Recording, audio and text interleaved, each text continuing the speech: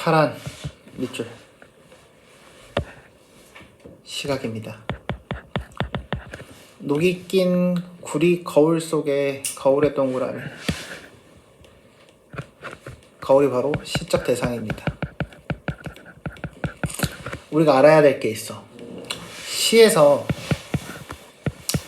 얼굴이 비치는 것들이 있거든요. 얼굴이 비추는 것.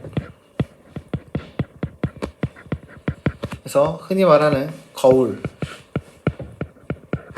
거울이나 우물이나 이런 시어들 있잖아요. 자기 자신의 모습을 볼 수 있는 것. 오케이? 이런 시어들이 나오면 얘네들은 다 뭐야? 성찰의 매개체야. 성찰의 매개체. 여기서 말하는 성찰은 뭐냐면 거울을 봤어. 막 그런 거 있잖아. 우리가 얼굴을 딱 아침에 거울 봤어. 오씨, 내 얼굴 왜 이렇게 생겼지? 깜짝 놀라지? 내 얼굴에 대한 성찰이 일어나지. 그치? 그게 바로 성찰이야. 한마디로 자기 반성이라는 이야기거든요. 얼굴 보고 반성하는 건 아니고 시에서는 내면과 현상적 자아, 그러니까 현실에 있는 나와 거울 속에 있는 나의 모습을 서로 이렇게 비교를 한다, 이런 의미가 돼요. 이해됐죠? 그래서 이 거울은 성찰의 매개체가 됩니다. 내 얼굴이 남아있는 것은 내 동그라미 화자입니다. 근데 우리가 한번 생각해 봐야 돼. 거울에 내 얼굴이 비쳐. 근데 이 거울 지금 깨끗한 거울인가? 아니지. 어떤 거울이야? 녹이 쓴 거울이야. 그치? 녹이 슬었어. 그럼 파란 녹이 슬었다는 이야기니까 그 거울에 비친 내 모습은 어때? 파래. 파란 녹들이 껴있다는 이야기야. 그럼 깨끗해? 안 깨끗해? 안 깨끗해. 그래서 이 얼굴이 남아있는 것은 어느 왕조의 유물이길래 이다지도 욕될까? 라고 이야기를 하고 있어. 이다지도 욕될까? 이 밑줄. 누가 욕되대? 내 얼굴이 욕됐대. 나 칭찬하고 있어? 스스로를 비판하고 있죠? 이게 바로 무슨 태도예요? 자조적 태도입니다. 가로 열고 스스로를 비판함. 이게 바로 자조적 태도예요. 이해됐나요? 나한테 욕짓거리를 하거나 스스로에게 스스로가 욕을 하거나 나 정말 못생겨서 비판하잖아? 그럼 다 자조적이야. 자조가 뭐냐면 스스로를 비웃는다의 의미예요. 웃을 조자입니다. 자, 그리고 아래 봅시다. 나는 나의 참회의 글, 참회의 밑줄. 그래서 이 참회가 뭐가 돼요? 반성이 되는 거죠. 반성하는 글을 한 줄에 줄이자. 그치? 뭐라고 쓸지 아래 내용이 있는 거죠. 만 24년 1개월, 거기에 밑줄. 화자 몇 살이다? 24살이다. 그리고 한 달 더 살았다 라는 이야기가 되는 거죠. 무슨 기쁨을 바라 살아였던가? 나는 기쁨을 바라고 살아왔대? 안 바라왔대. 안 바라고 살았대. 그러면 이 무슨 기쁨을 바라 살아왔던가는 진짜 의문이야? 아니, 서리법이죠. 자, 그러면 이게 여기서 말하는 지금 이 이연에 대한 내용은 현실의 참회야. 현실의 참회. 무슨 말? 현실 세계에서 내가 지금 얼굴 보고 반성한다는 이야기지. 이해됐나요? 다음. 내일이나 모레 그 어느 즐거운 날입니다. 이건 뭐에 대한 이야기니? 미래에 대한 이야기지. 그래서 이 3년은 미래의 참회에 대한 내용입니다. 미래의 참회. 참회. 그 날에 나는 또 한 줄의 참회록을 써야 한다래. 미래일이래. 근데 어때? 뭐뭐 해야 한다지. 그러니까 반드시 필연적으로 그런 일이 있을 거라고 이야기를 하는 거야. 이해됐나요? 그때 그 젊은 나이에, 여기서의 그 젊은 나이는 몇 살에 대한 이야기야? 저 만 24년 1개월에 대한 이야기입니다. 왜 그런 부끄러운 고백을 했던가? 라고 하면서 그 고백한 것조차도 다시 뭐 해야 된다? 반성해야 한다라고 이야기를 하고 있어. 이해되나? 그러면 이걸 부끄러운 고백이라고 이야기한 이유는 뭘까? 뭘 반성하는 거야? 나는 기쁨 없이 살아왔다고 말을 한 거지. 그러니까 기쁨 없이 살아왔다고 말을 하는 것, 그 행위 자체에 대해서 뭐 한다? 나는 반성을 해야 된다라는 이야기가 되는 거죠. 이해됐나요?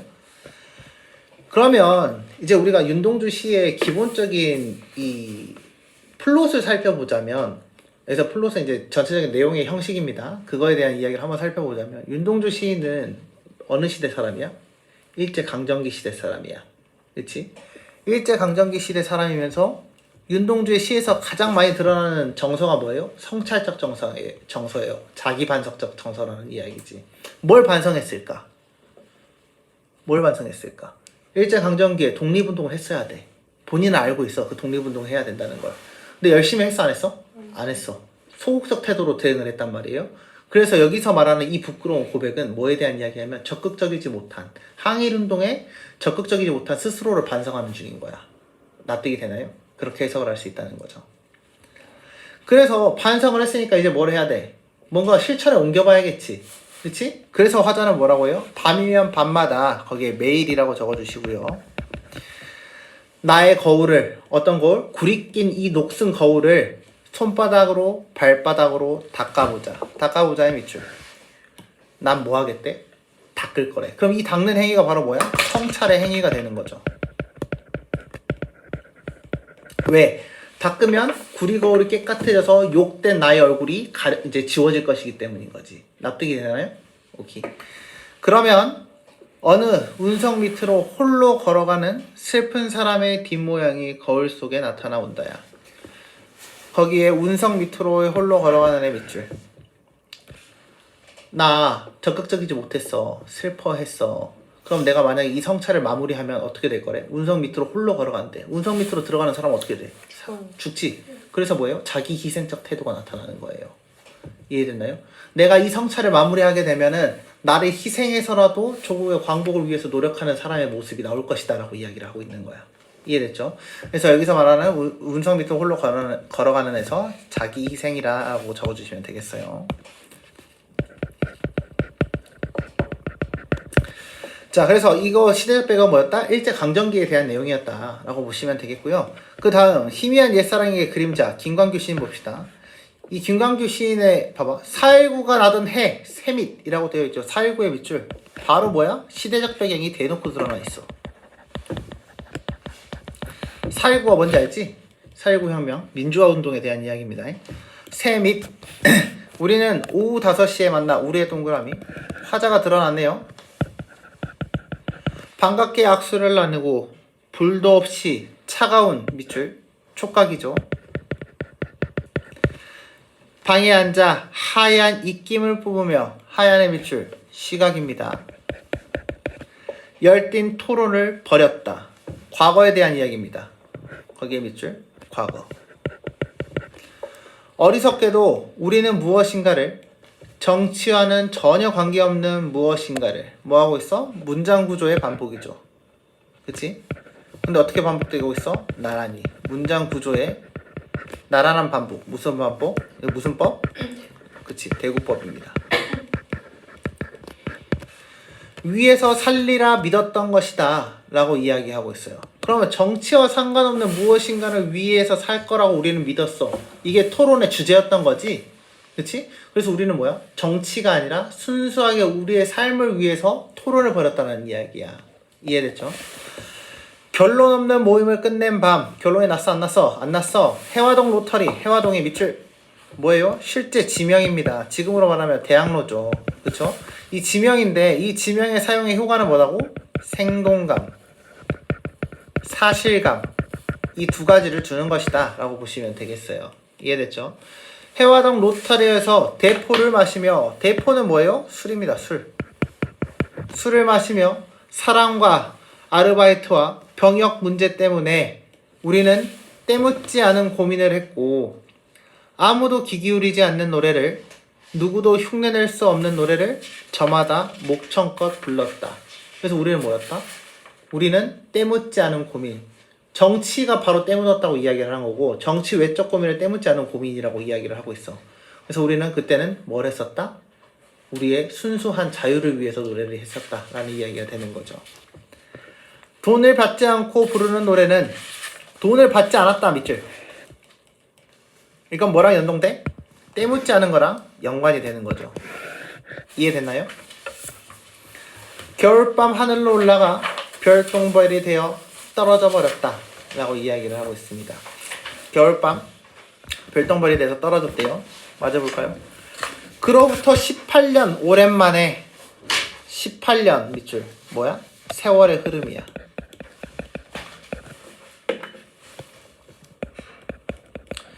우리는 모두 무엇인가가 되어버렸어. 앞에서 무엇인가 되려고 했다고? 안 하려고 했다고. 그치? 이제는 뭐가 됐어? 삶이 규정되어 버렸어. 어른이 되었다는 이야기야. 혁명이 두려운 뭐가 되었어요? 기성세대가 되었어요. 기성세대의 밑줄. 넥타이를 메고 다시 모였다. 넥타이의 밑줄. 자, 그러면 혁명이 두려운 기성세대니까 넥타이를 맸으니까 뭐야? 회사원이 되었다는 이야기잖아. 그치? 그럼 넥타이는 뭘 상징할까? 얽매는 걸 좀 상징하게 되는죠. 얽매임. 얽매임. 그리고 뭐? 때묻음. 순수하지 못한 상황을 이야기를 하고 있습니다. 이해됐나요? 회비를 10,000원씩 걷고 처자식들의 안부를 나누고 월급이 얼마인가 서로 물었다. 치솟는 물가를 걱정하며 즐겁게 세상을 개탄하고 익숙하게 목소리를 낮추어의 밑줄. 아까는 뭐 했다고? 노래를 실컷 불렀다고. 남이 듣거나 말거나 자유로웠어. 그치? 당당했던 거야. 근데 이제는 어때? 기성세대가 되다 보니까 목소리를 낮추어. 자꾸만 숨겨야 돼. 그치? 세상에서 약간 도태되지 않으려면 어때? 현실에 안주하게 되는 삶을 살고 있는 거예요. 이해됐나요? 여기서 현실에 적응이라고 적어주고요. 더 이상 순수하게 노래를 부르지 않습니다. 혁명을 부르지 않는 나이가 되었다는 이야기예요. 이해됐나요? 떠도는 이야기를 주고받았다. 모두가 살기 위해 살고 있었다. 아무도 이젠 노래를 부르지 않았다.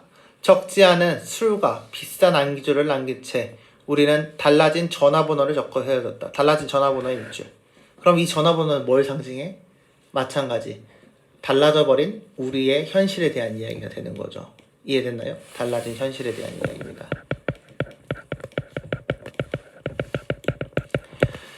몇 시선은 포커를 하러 갔고 몇 시선은 춤을 추러 갔고 이것도 대구법이고 몇 시선은 허전하게 동숭동길을 걸었다. 이거 다 지금 뭐예요? 다 대구법입니다. 돌돌 밑줄. 의태어죠. 음성 상징합니다. 돌돌 말은 달력을 소중하게 옆에 끼고 오랜 방황의 끝에 되돌아온 곳의 밑줄. 우리의 옛사랑이 피 흘린 곳 밑줄. 어디가? 이 동숭동길이 바로 이 되돌아온 곳과 피 흘린 곳이라는 이야기입니다. 이해되나요? 그럼 이게 여기서 그 희생을 하면서 민주주의를 부르짖었던 그 장소가 되는 거예요. 이해됐죠? 그래서 동숭동에서 노래를 불렀다 이렇게 이야기가 되는 거고요.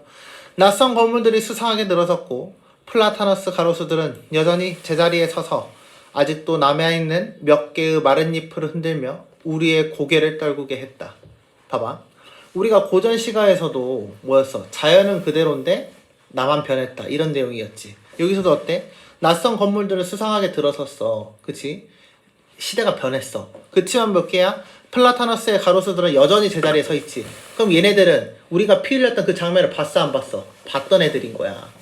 걔네들이 몇 개의 말라버린 이파리를 흔들면서 우리를 거구레를 떨구게 했어. 그럼 플라타너스 가로수들 밑줄. 얘네들은 우리에게 뭘 느끼게 만들어? 부끄러움을 느끼게 만드는 거죠. 이해됐나요?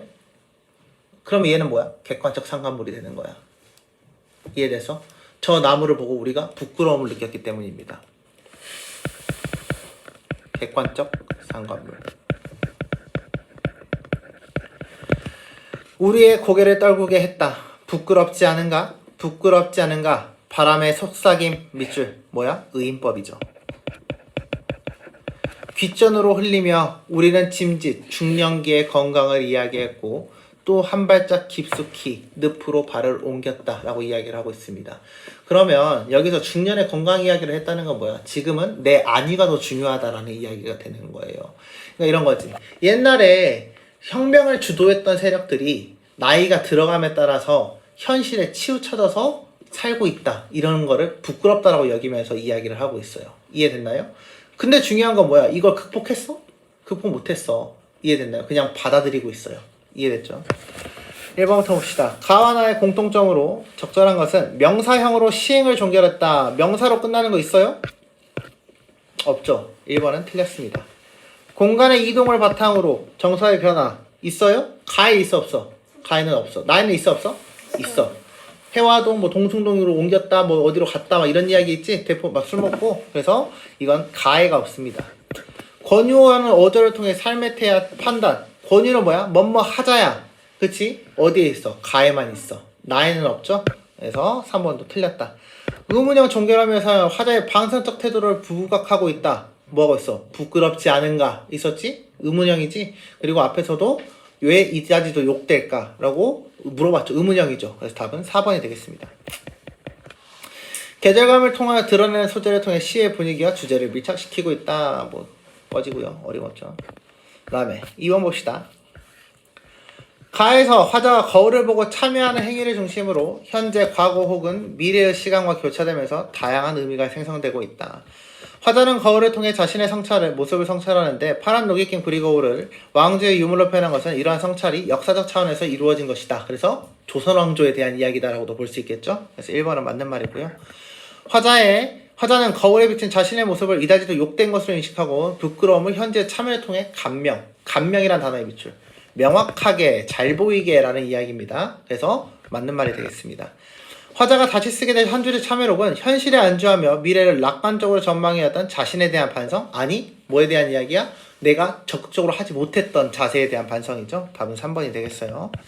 화자가 기대하는 미래를 위해서는 나의 거울을 손바닥으로 발바닥으로 닦는 것과 같은 치열한 성찰과 반성의 시간이 전제되어야 하는군 이라고 되어 있죠. 그래야 뒷부분에 슬픈 운석 밑으로 가는 홀로 가는 그 사람 모습이 나온다고 했죠. 어느 운석 밑으로 홀로 가는 슬픈 사람의 뒷모양이란 그 어느 날 즐거운 날 실현을 위해 고난의 길을 택하게 될 화자의 모습 맞지? 성찰의 마지막보다 자기 희생이다 라고 이야기를 했기 때문에 이것도 맞는 말이 되겠습니다. 3번 A와 B에 대한 설명으로 적절하지 않은 것은 이라고 되어 있습니다. A의 노래는 때묻지 않은 고민을 하던 18년 전 당시 우리의 순수함을 드러냈다. 맞는 말이지. B의 이야기는 더 이상 노래를 부르지 않는 현재의 우리가 나누는 세속적 일상과 관련되었다. 맞는 말이지.